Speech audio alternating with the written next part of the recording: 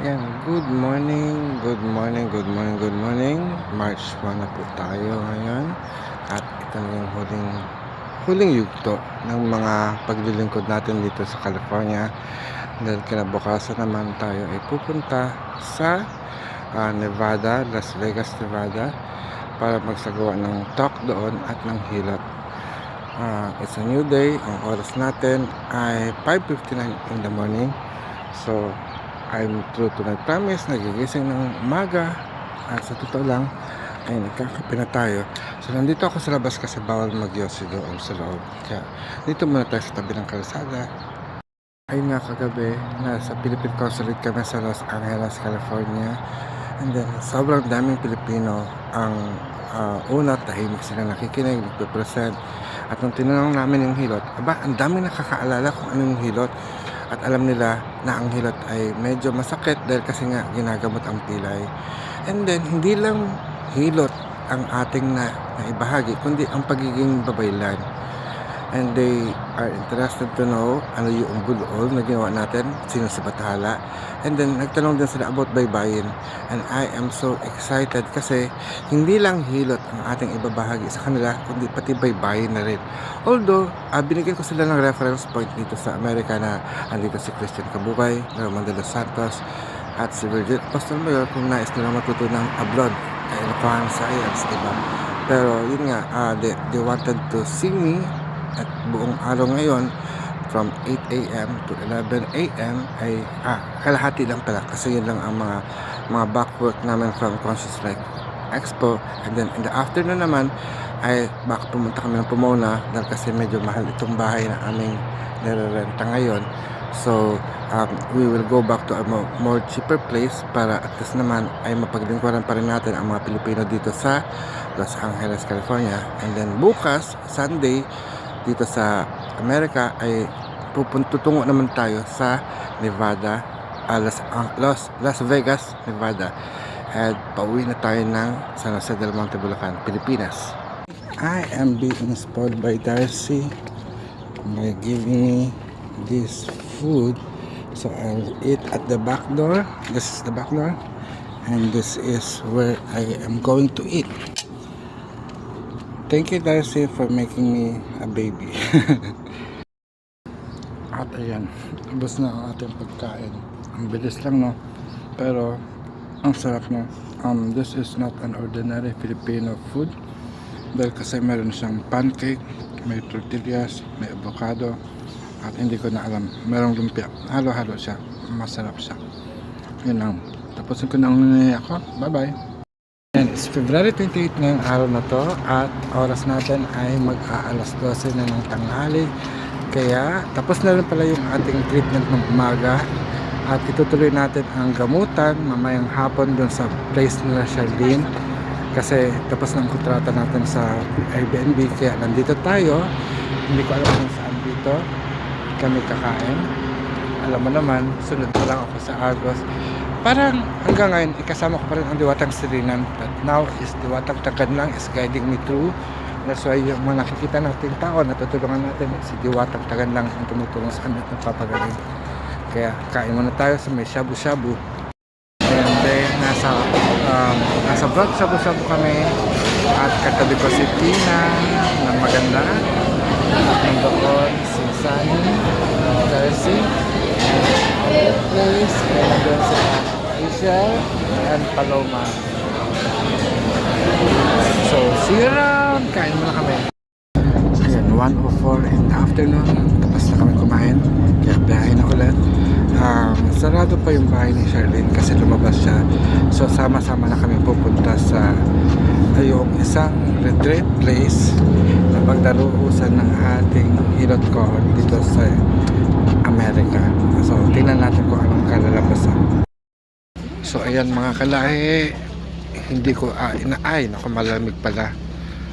Hindi naman siya mainit, hindi naman siya malamig, pero ako'y nalin lang. Akala ko ay mainit ang California, pero ang hindi ko inaasahan ay ito. Yeah, I will touch and you have to meet. And we are here at Huckleberry Hall. And then, mga kababayan, Are, may snow.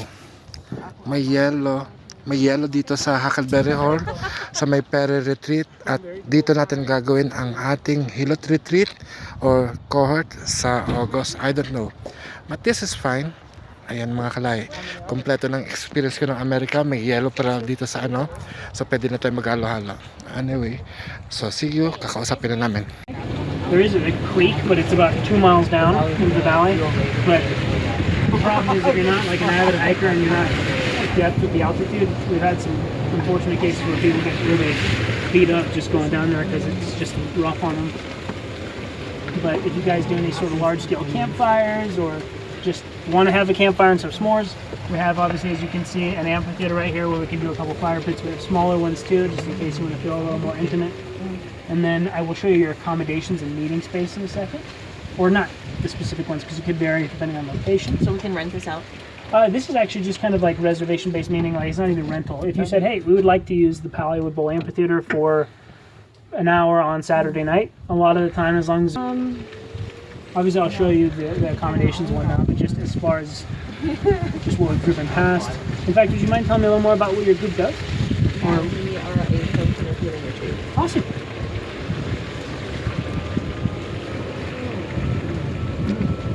Yung mga bundok ko nag-yellow. Nasa taas kami kasi ng bundok. Yellow. Teaches a specific healing modality.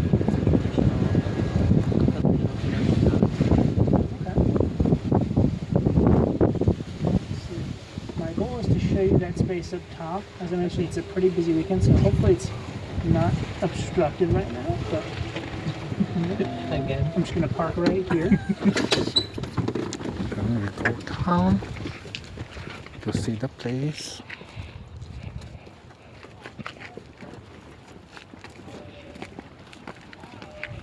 I apologize if the cabins are messy. Like I said, there's a good chance one of these is going to be. Diba yellow? Madumi yung yellow. Yun, pwede pa natin pang ice candy yan. Pangalo-halo.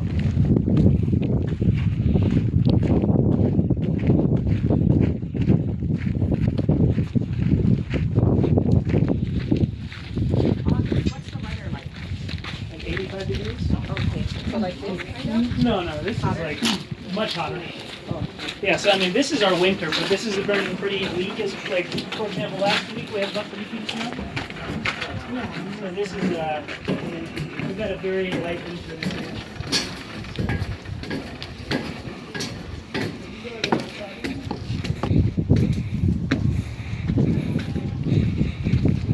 So essentially, one building is 24 beds, meaning bottom floor, second floor, because each cabin is 12 beds, but you have 4 beds, 4 beds, 4 beds, restroom, shower, restroom, shower, restroom, shower, access to, heating or AC if need be.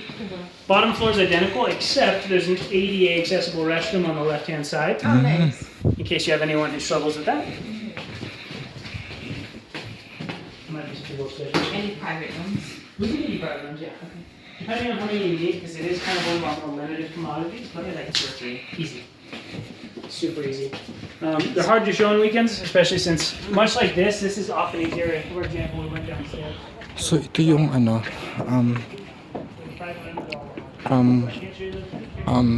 paano ba? Kasi naghahanap tayo ng lugar for retreat na pagdarausan ng Hilot Binabaylan training dito sa Los Angeles, at isa to sa ating kukunin by August.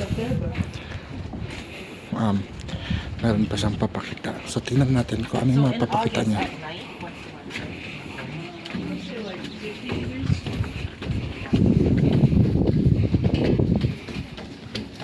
Yeah, there's definitely something going on there. So, we'll go to one that's empty just because, obviously, much like if you guys were using that space, I wouldn't want to enter it.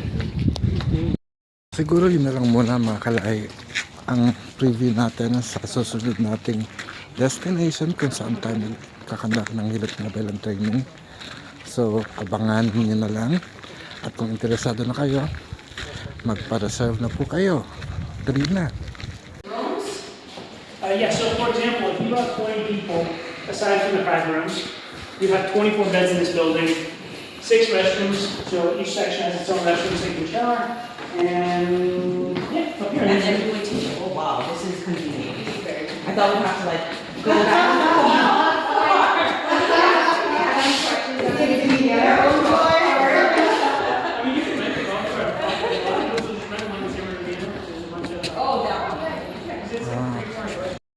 Guys, you have to listen to this. Sunny have made a song to me. Dito kami sa bundok, hindi ko alam. Pali Mountain yan ang tawag dito. Sa may Lake Shore, California. Yan daw. 4:04 ng hapon dito sa kabundukan ng Pali, California. Lake Shore, para sa Yossi Lake, and it was wonderful. Papakita ko sa inyo ang araw at ang kabundukan. Nanggaling kami doon sa puting bundok na yun, sa Snowy Mountain.